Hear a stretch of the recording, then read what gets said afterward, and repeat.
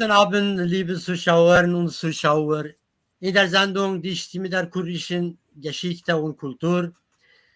Das Thema Migration in der Schweiz und in Europa von Khalat Fernsehsendung werden wir über die verschiedenen und interessanten Themen über die allgemeinen Migranten und Kurden besprechen.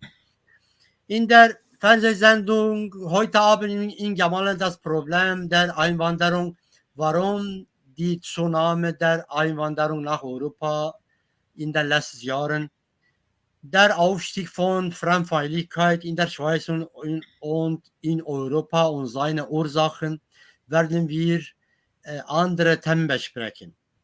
Wir haben heute Abend einen Gast, Herr Jamal Özçelik, Kurde, die seit Jahren in der Schweiz lebt. Co-Vorsitzender der Schweizerische Kurdische Institut und Schriftsteller und Politiker. Da er Experte für diese Themen ist, werden wir sie zu diesen Themen besprechen.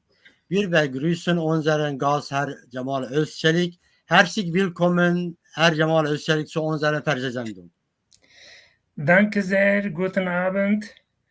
Ich begrüße dich, liebe Chia, und alle unsere Zuschauer und Zuschauerinnen.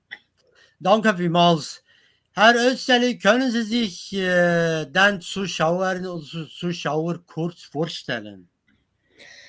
Ich bin Kurde, ich komme aus Kurdistan, von Norden Kurdistan, von der Stadt Mardin, Provinz Derik. Mein Jahrgang ist 1966. Im Jahr 1980 waren wir als Familie nach Istanbul umgesiedelt und dann habe ich weiter dort Gymnasium gemacht und mit dem Studium begonnen. Und im Jahr 1996 bin ich in die Schweiz gekommen.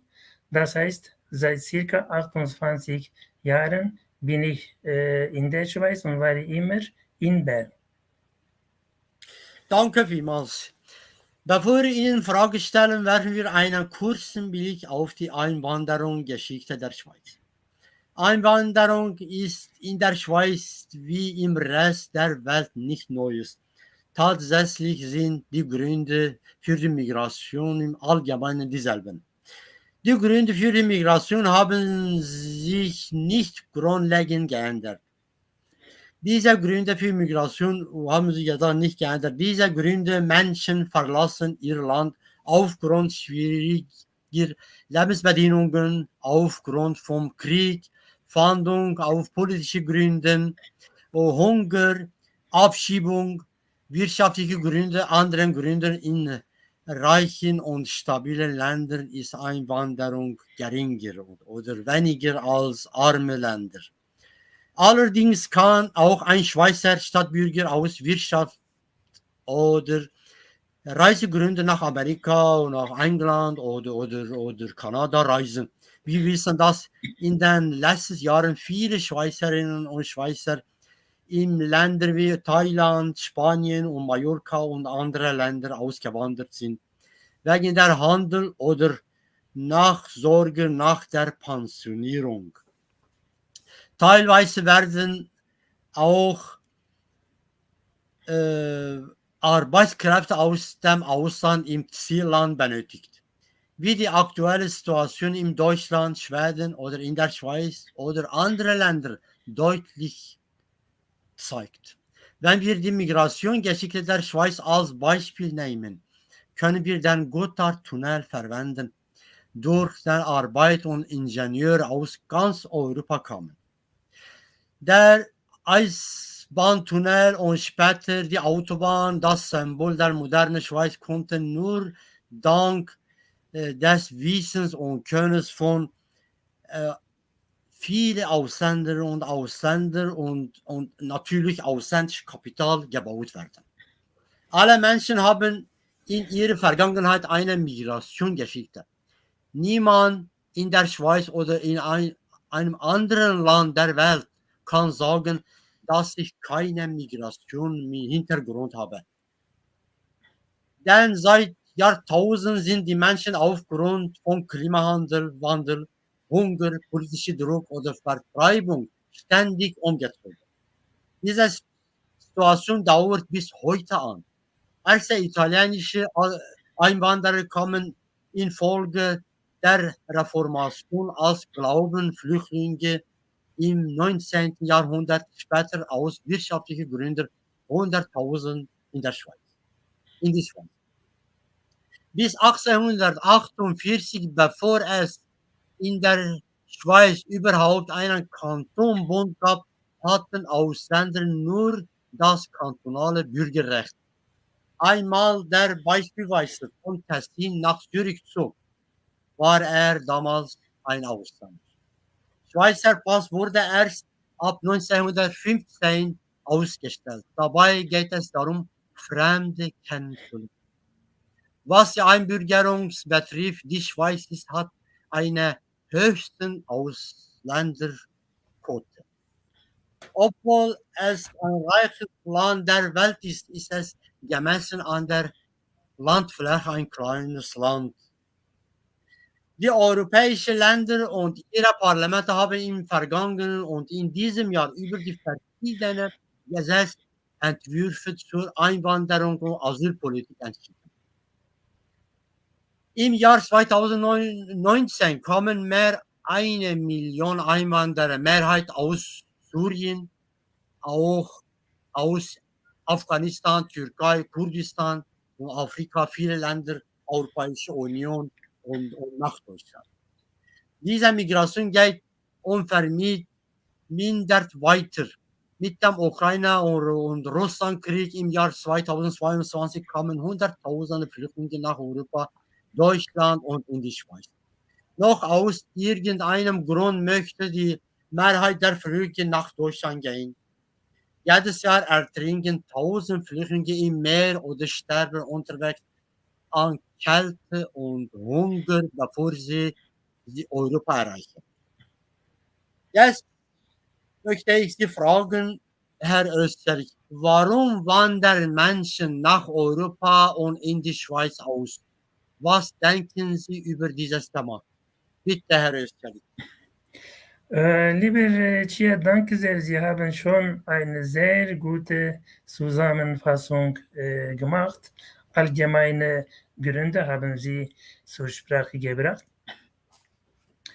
Wie wir sehen, immer wieder in verschiedenen Wellen kommen die Menschen nach Europa und auch in die Schweiz.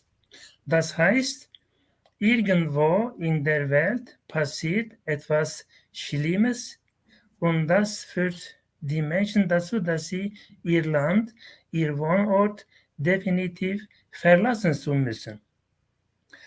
Die Hauptgründe dafür sind natürlich Krieg und Armut. Heute an vielen Orten der Welt gehen leider verschiedene Kriege weiter. Es ist brennende Punkte, die oft übersehen und überhört werden. Erst wenn die Leute nach Europa kommen, werden diese Problematik sich spüren. Das heißt, die Gründe und Wirkungen haben gegenseitige Wirkungen. Das muss man immer berücksichtigen.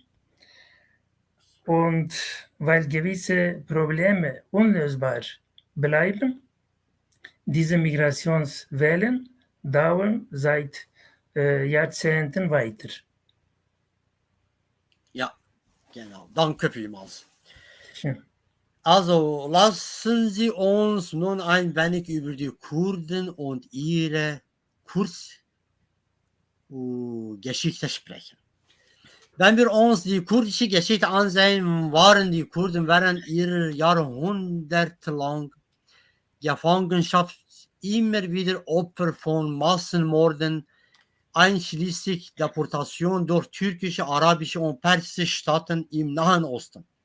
Obwohl die Geschichte der Migration bis vor dem Ersten Weltkrieg zurückreicht, erfolgt die Entstehung der kurdischen Diaspora in Europa, insbesondere in Deutschland, in der Schweiz und in den skandinavischen Ländern größtenteils erst nach 1960er Jahren. Besaßen viele Kurden die Staatsbürgerschaft ihres eigenen Landes und wurden daher in der offiziellen Statistik nicht als Kurden erfasst, sondern als Türken, Iraner, Iraker oder Syrier ansehen, da die Kurden keine eigene Stadt hatten. Bekanntermaßen lebt die Mehrheit der nach Europa eingewanderten Kurden in Deutschland, aber andere Länder ausstatten auch. Tausende von ihnen leben auch in der Schweiz. Es gibt in Europa immer noch viele kurdische Einwanderer, die ohne Papiere haben und daher nicht in der Statistik erfasst werden. Jetzt meine Frage. Ich möchte Sie fragen, weil Sie ein bisschen vielleicht kurdische Geschichte erzählen können. Wer sind die Kurden? Wo kommen sie her? Warum wandern sie aus ihrem Land aus? Nach neuen Forschungen hat man festgestellt, dass die Kurden seit Jahrzehnten, Jahrtausenden im heutigen Kurdistan leben. Sogar die genetischen Wurzeln gehen bis zu 50.000 Jahren. Natürlich, damals hat sich noch keine kurdische Sprache und Kultur entwickelte, aber die Menschen, die später als Kurde entstanden wurden, waren schon dort am Ort und Stelle. Und in der Geschichte, erst nachdem man die Schrift entdeckt hatte, konnte man auch den Namen der Kurden in Texten einlesen. Das erste Mal 2800 vor unserer Zeit hatte man in assyrischen Texten den Namen der Kurden erwähnt. Seitdem aus wissen wir, dass die Kurden wenigstens schriftlich beweisbar in heutigen Kurdistan lebten. Sie haben ein Reichtum, heißt Meder, gegründet, viele verschiedene Königreich, Fürstum gegründet, aber nach dem Zerfallen von Meder war das Land der Kurden gespalten und immer wieder von verschiedenen Völkern und Staaten besessen wurde. Als letztes im Jahr 1839 wurde Kurdistan nochmals vom Osmanischen Reich und Iranischen in zwei geteilt. Und das dauerte bis 1923 und im Jahr 1923 wurde Kurdistan noch einmal geteilt durch Lausanne-Abkommen. Und zwar in 4 Teilen. Ein Teil war unter Kontrolle der türkischen Republik, ein Teil unter Kontrolle oder Kolonisierung von Iran, dann Irak und Syrien. Die Kurden haben immer wieder sich um ihre eigenen Rechte eingesetzt, versuchten oft durch friedliche Wege ihre Rechte in die Hand zu nehmen, aber das reichte nicht. Sie haben oft Widerstände und Aufstände gemacht, aber die Kolonialistenstaaten haben das immer mit starken Politik und Massaker beantwortet. Das war der Grund, dass die Kurden entweder zwangshaftig umgesiedelt werden mussten oder immigrieren und flüchten müssen. Und diese Geschichte dauert immer noch bis heute. Genau. Und warum wandern Kurden aus ihrem Land aus? Oder wann Vor begann allem die kurdische Einwanderung erst in der Schweiz oder Europa? So circa kann man. die Unterdrückungspolitik und Krieg, wie ich gesagt habe, geht es weiter. Man bietet den Kurden keine mehr Lebensbedingungen. Sie werden unterdrückt und nicht nur unterdrückt, ihre Wohnorte auch werden niedergebrannt. Wie viele wissen, in 90er Jahren wurde in der Türkei, nur in der Türkei, insgesamt 4000 Dörfer niedergebrannt. Und diese Leute müssen ihre Dörfer verlassen, zuerst in türkischen Metropolen, große Städte gehen. Dort auch konnten sie, viele von denen konnten keine Plätze finden und manche von denen mussten weiter wegen Unterdrückungspolitik, aber auch Armut nach Europa kommen.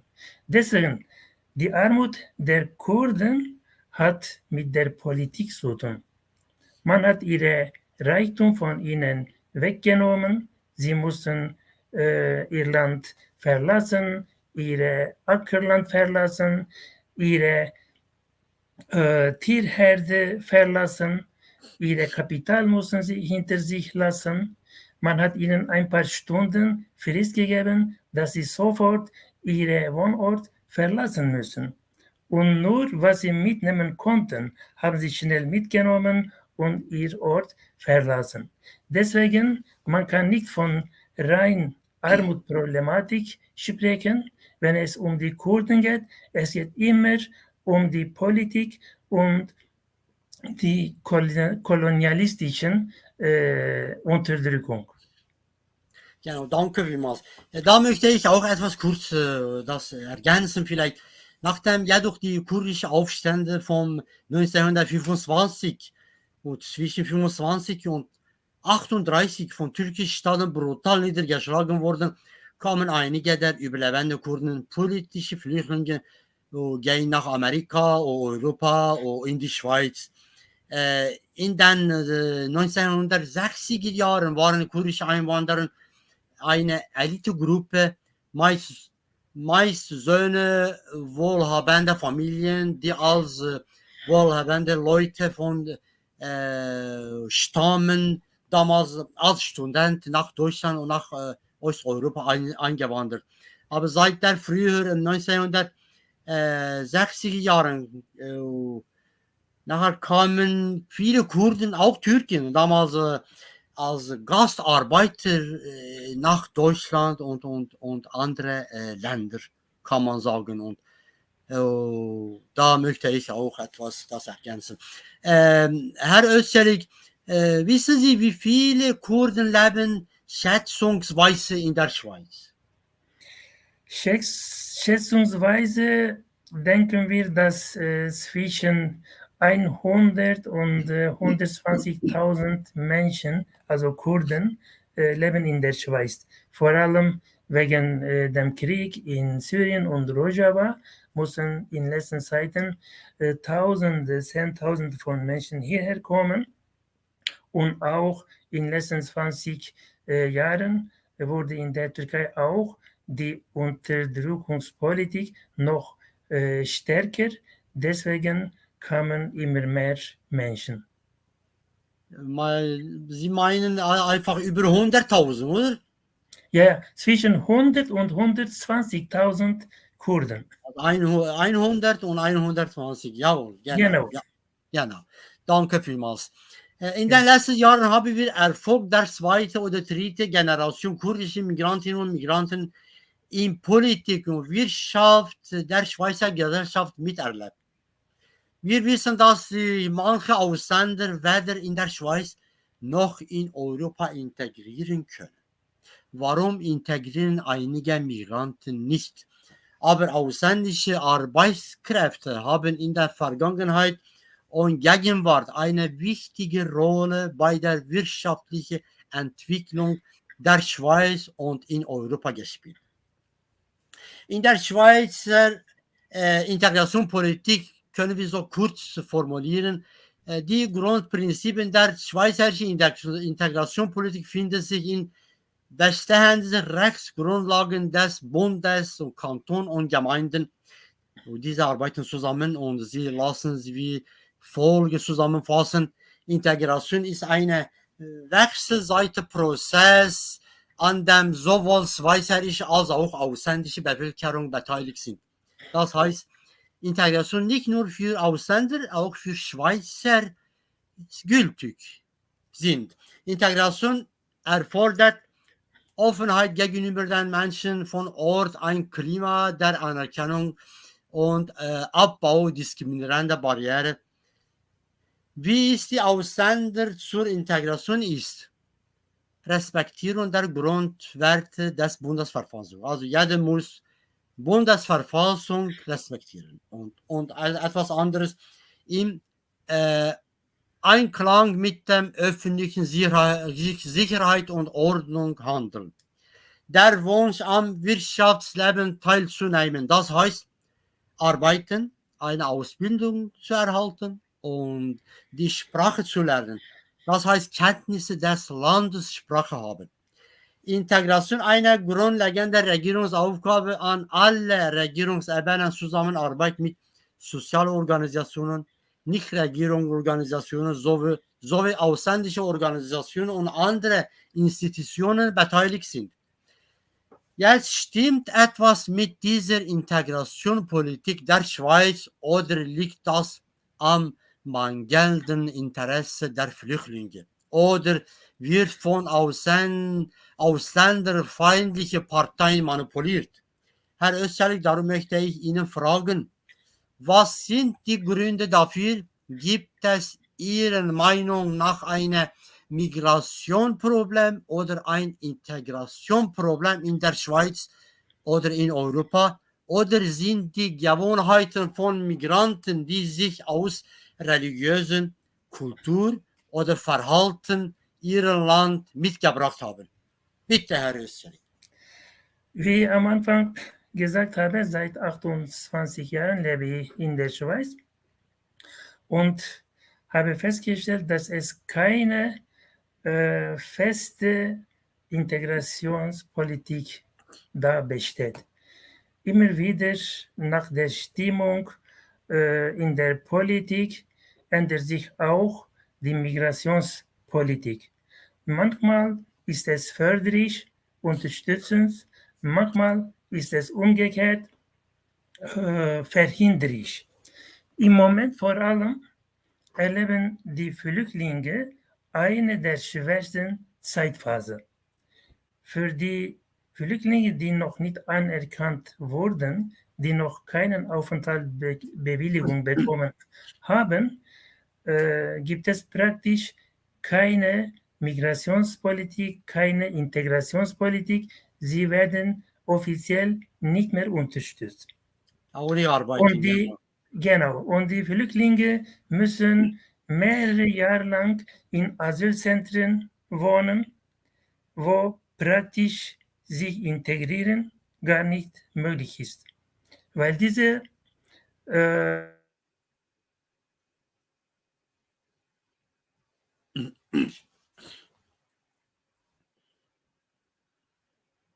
etwas nicht stimmt. Herr Österreich. Jetzt hat es wieder begonnen, genau. Die Flüchtlingslager und Zentren sind eher weit weg von Wohnorten, von sozialen Kontakten. Deswegen die Menschen können sie gar nicht integrieren. Darüber hinaus, die Leute kommen mit schweren Geschichten und Lasten hierher. Viele von denen haben große, intensive, traumatische Erlebnisse. Und aufgrund dieser Traumata können sie sich nicht konzentrieren, können sie sich auf Lernen nicht motivieren. Und wenn dazu die Behörden hier sie nicht fördern, dann sie integrieren ist fast nicht möglich, wenigstens für die erste Generation. Für die Kinder ist es ein bisschen anders. Ja. In der Schweiz kann ich sagen, dass die Erziehungs- und schulische Möglichkeiten sehr gut sind. Es gibt viele Plätze, wo die Kinder spielen gehen können, Spielengruppen, Kinderkrippen, Kitas, Kindergarten, dann die normale öffentlichen Schulen. Es gibt wirklich eine große Unterstützung für die Kinder. Bei Kindern besteht ein solches Problem, weil die Eltern die Sprache Deutsch oder Französisch nicht können, können ihre Kinder nicht unterstützen Auch und helfen, nicht genau, ja, helfen. Und stimmt. deswegen, die Kinder brauchen noch mehr Zeit im Vergleich zu den anderen, bis sie die Sprache lernen, bis sie Schulsystem lernen, bis sie einen entsprechenden Beruf finden. Es braucht wirklich viel Zeit und Bemühungen. Aber für die zweite Generation mehr oder weniger kann man sagen, dass die Integration mehr oder weniger klappt. Ja, danke vielmals. Es ist klar, Sie haben recht, das ist gut, aber möchte ich da auch wieder etwas auch sagen. Beispielsweise wegen Integration gibt es auch andere Verhinderungen. Zum Beispiel finanzieren muslimische Länder wie die Türkei, Saudi-Arabien und Katar Moscheen-Imame in der Schweiz und in Europa. Diese Imame geben in der Europa lebenden Muslime eine religiöse Ausbildung, die den Christen feindlich gegenübersteht. Diese Menschen, die in Europa arbeiten und Geld verdienen, glauben an die schlechte Propaganda einiger islamischer Staaten oder Imamen.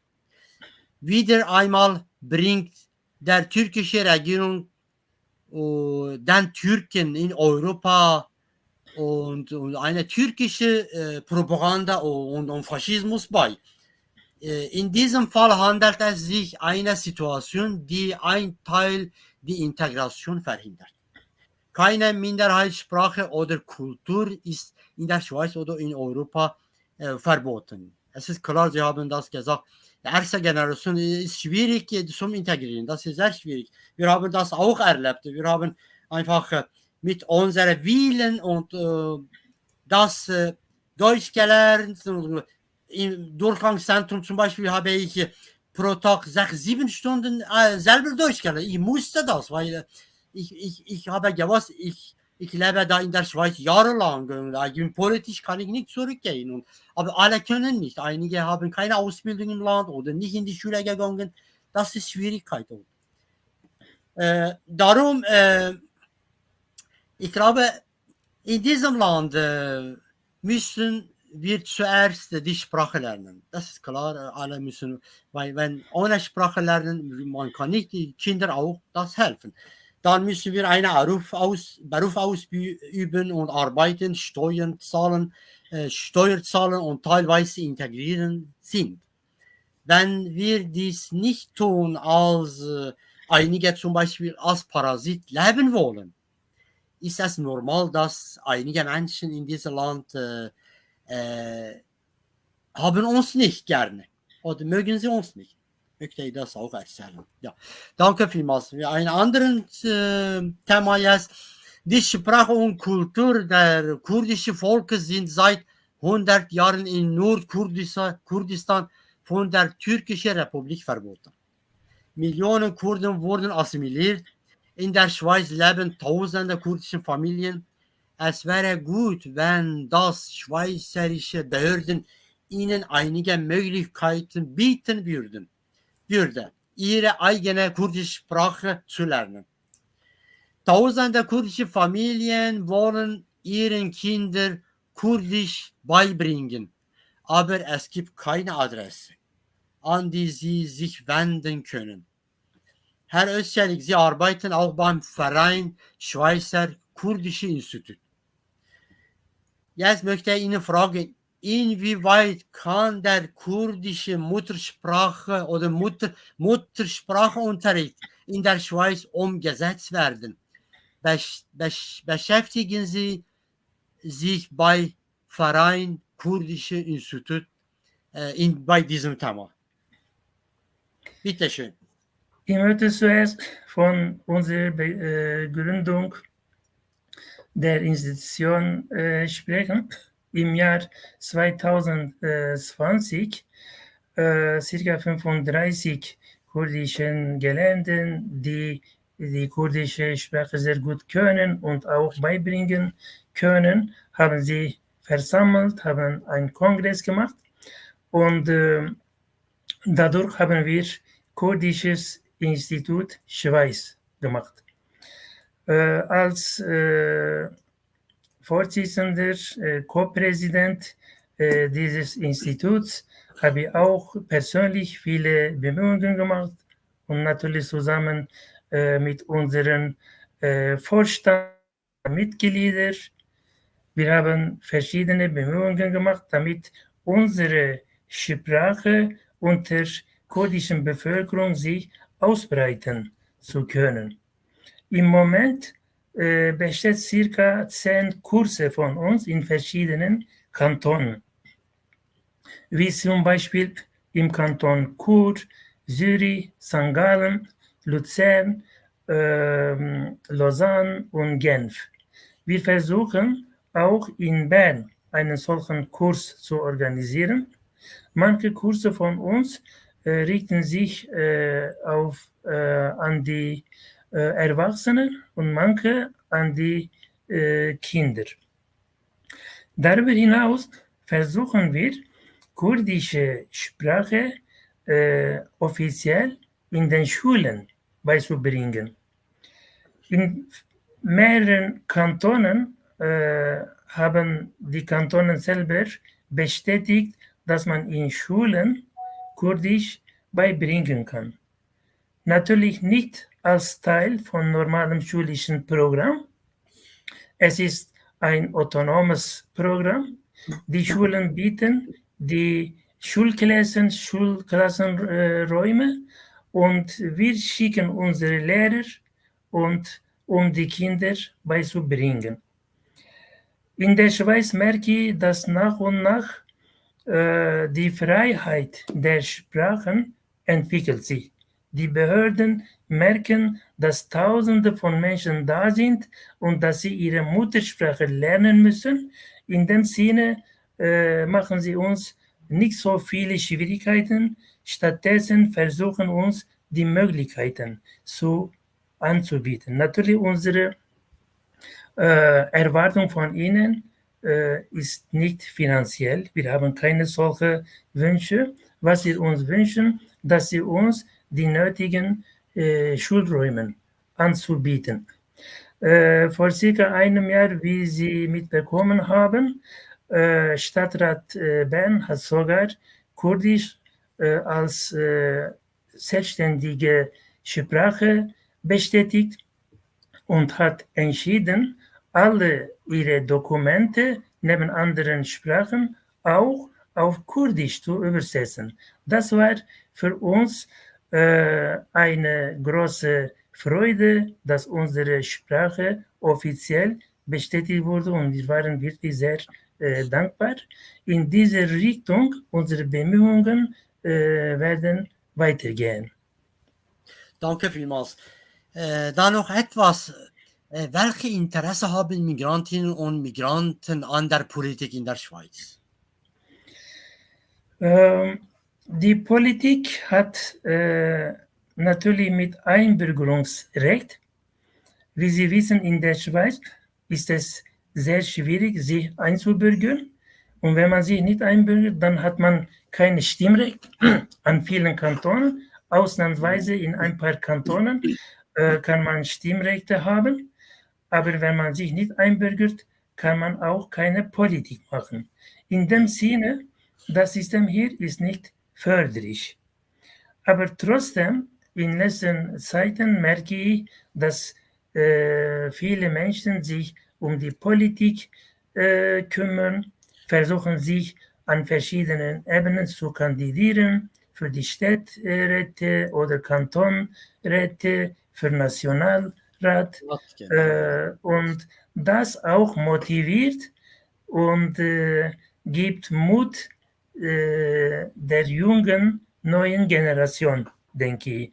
Und ich auch einer von denen, der sich sozusagen mutig eingesetzt hat und wollte Politik machen. Seit circa 10 Jahren bin ich Mitglied von SP. Ich habe mich für Stadtrat und Kantonrat kandidiert. Ich bin in Ersatzliste. Aber es ist nicht relevant, ob man gewählt wird oder nicht. Was wichtig ist, dass man Politik macht, dass man bewusst ist, dass die Politik das Leben von Menschen bestimmt. Und deswegen, wir versuchen, die Leute mit Migrantenhintergrund noch mehr motivieren und ihnen Mut zu geben. Genau, die Motivation ist wichtig, das stimmt, genau, ja. Man muss nicht gewählt werden, ja, aber Motivation ist wichtig. Jawohl. Also, wie wir wissen, hat die Fremdfeindlichkeit in den letzten Jahren in ganz Europa zugenommen. Der Grund, warum Neonazis in den 30er Jahren an die Macht kamen, war die Niederlage Deutschlands im Ersten Weltkrieg und das wirtschaftliche Chaos im Land war. Die Politik der Neonazis in den 1930er bis 45er Jahren und heute passiert auf Judenfeindlichkeit und Fremdfeindlichkeit. Neonazis und Reichsbürgergruppen in Deutschland versuchten in vergangenen Jahren sogar einen Push. Die AfD-Partei in Deutschland wieder Vormarsch. In vielen Ländern Europas erstärkten rassistische Parteien, da die Partei Alternative für Deutschland, AfD, in Deutschland immer stärker wurde und beschlossen, Bundeskanzler Scholz und Ampelregierung die als Flüchtlinge abgelehnten Menschen kurzfristig in ihren Heimatländer zurückschicken. In diesen Tagen protestieren Millionen Menschen mit Kundgebungen gegen die Rechtsextremen in Deutschland. Denn die Faschisten werden durch ihre Außenpolitik immer stärker. Ausländerpolitik, Entschuldigung. Durch ihre Ausländerpolitik immer stärker. Es gibt verschiedene Gründe, warum rassistische Gruppen entstehen. Die Fremdfeindlichkeit ist in der Schweiz geringer als in anderen europäischen Ländern. Das ist weniger. Schweizer Politik wird manchmal in Bezug auf Deutschland und die allgemeine europäische Außenpolitik umgesetzt. Aber auch in der Schweiz wurde jeder Ausländer mindestens einmal rassistisch behandelt. Ist, meine Frage, Herr Österreich, ist der Grund für die Zunahme der Fremdfeindlichkeit in Deutschland, in der Schweiz und in Europa nur Ankunft von Flüchtlingen in Europa? Oder gibt es andere Gründe? Bitte. Wie Sie betont haben, gibt es leider auch in der Schweiz gewisse rassistische Gruppen, aber zum Glück, die sind sehr klein und haben keine große Wirkung auf die gesamte Population in der Schweiz.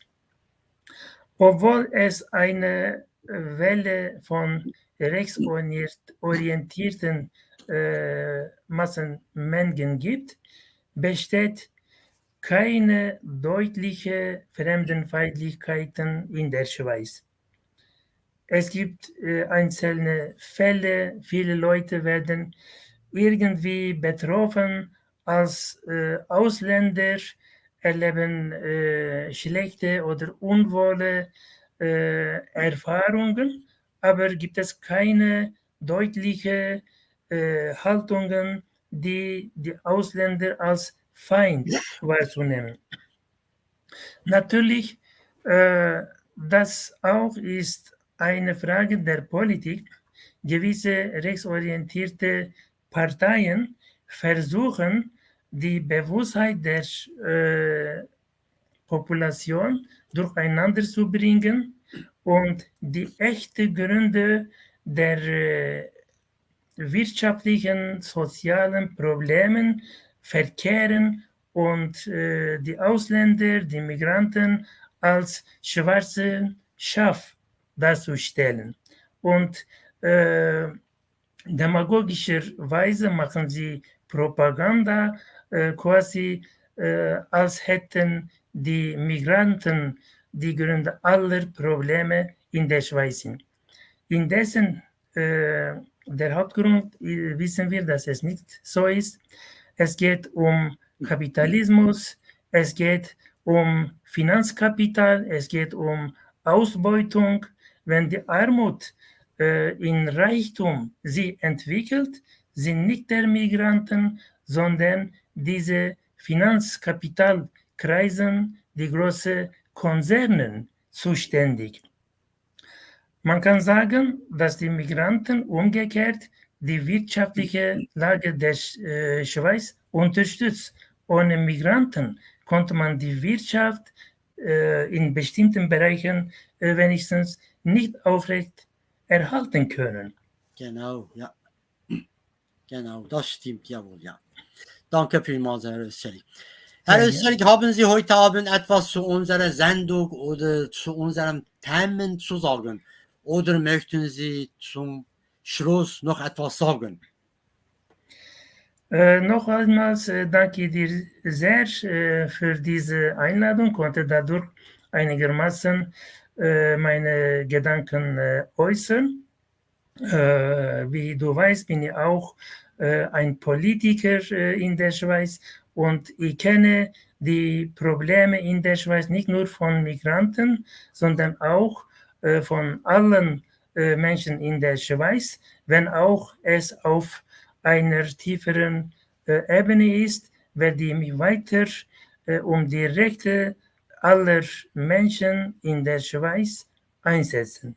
Und danke auch unsere Zuschauer und Zuschauerinnen. Danke vielmals, Herr Österreich, für eure Gedanken. Und liebe Zuschauerinnen und Zuschauer, bevor wir unsere Sendung mit Österreich beenden, möchten wir Herrn Österreich für die Teilnahme an unserer Sendung bedanken.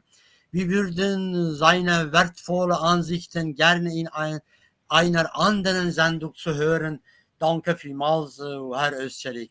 In unserer nächsten Sendung Migration in der Schweiz und in Europa von Khalat Fernsehsendung werden wir mit einem anderen Gast oder Gästen und über die Kurden oder andere Völker diskutieren, kommentieren und plaudern.